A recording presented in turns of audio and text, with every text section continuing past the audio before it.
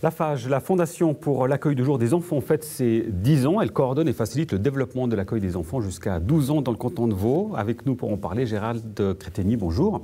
Bonjour. Vous êtes le président du conseil de fondation de la FAGE. Alors on va d'abord rappeler que c'est une obligation légale. Les communes doivent accorder justement ces accueils de jour sur leur territoire. Où est-ce qu'on en est déjà sur l'application de la loi aujourd'hui sur le territoire vaudois ?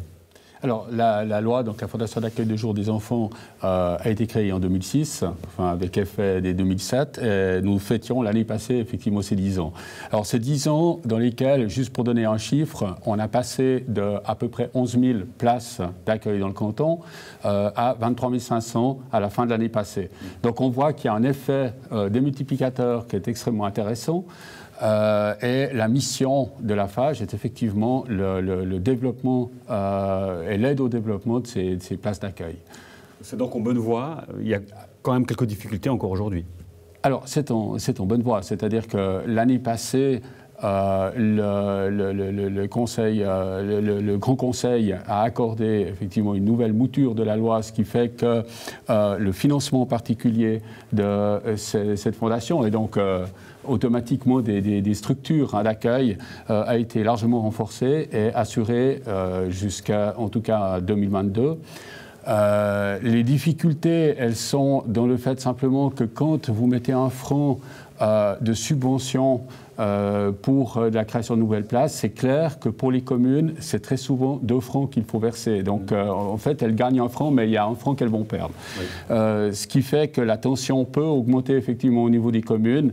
Et c'est les raisons pour lesquelles, d'ailleurs, les communes ont exigé de pouvoir elles-mêmes présenter un cadre de référence pour l'accueil parascolaire. Le financement, justement, alors c'est employeur État commune, ça c'est particulier, les employeurs qui participent donc, dans ce financement, c'est 37 millions pour les employeurs, 36 millions pour l'État et 4 millions pour les communes.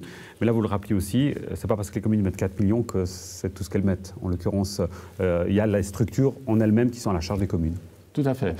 Tout à fait. Alors c'est vrai que c'était le génie de cette loi, de la création de cette loi, c'est d'associer les 3 partenaires les plus importants, d'associer aussi les parents d'ailleurs, puisque dans la fondation on retrouve la représentation des parents qui ne versent rien à ce niveau-là, mais versent bien sûr les frais de pension. Et au niveau des communes, les communes assurent effectivement la portion la plus importante du financement. Gérald Crétegny, vous êtes aussi, on le sait, syndic de Gland, mais aussi et surtout président du conseil régional. On profite de votre présence, en fait, finalement, comme à chaque fois sur d'autres sujets, pour évoquer l'actualité du conseil régional avec ce départ possible de la commune de Prongin. Vous avez une réaction à chaud dans la presse sur ce départ qui pourrait se faire. On l'appelle déjà le Prongin exit. Il y a une difficulté, manifestement, pour le conseil régional de faire comprendre auprès des élus, de certains conseils communaux, le rôle du conseil régional. Effectivement, je pense que le rôle du conseil régional a toujours été un rôle de coordination. Coordination pour que les communes puissent ensemble arriver à présenter des projets qui sont structurants pour l'ensemble de la région, mais ce qu'elles ne pourraient jamais faire toutes seules d'ailleurs.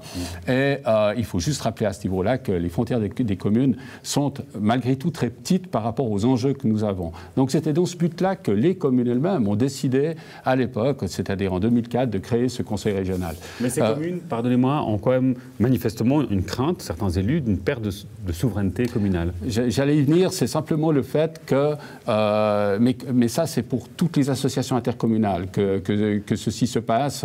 On a un bel exemple d'ailleurs dans la Cour des comptes qui a fait un rapport sur ceci il y a 2 ans. Le problème c'est qu'il y a une distance qui maintenant commence à se faire entre le conseiller communal ou général et l'association intercommunale à proprement parler. Donc sur cette question-là, on a un problème institutionnel, mais qui est général, encore une fois. Je pense que le conseil régional, lui, se met en cause extrêmement souvent. On a eu plusieurs modifications de statut pour essayer d'améliorer les choses. On peut encore le faire. Il y a une prochaine, d'ailleurs, qui est quasiment annoncée. Il y a de modifications de statut qui va être présentée cet hiver.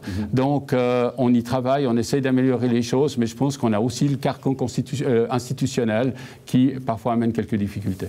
Gérald Crétegny, merci beaucoup. À bientôt. Merci.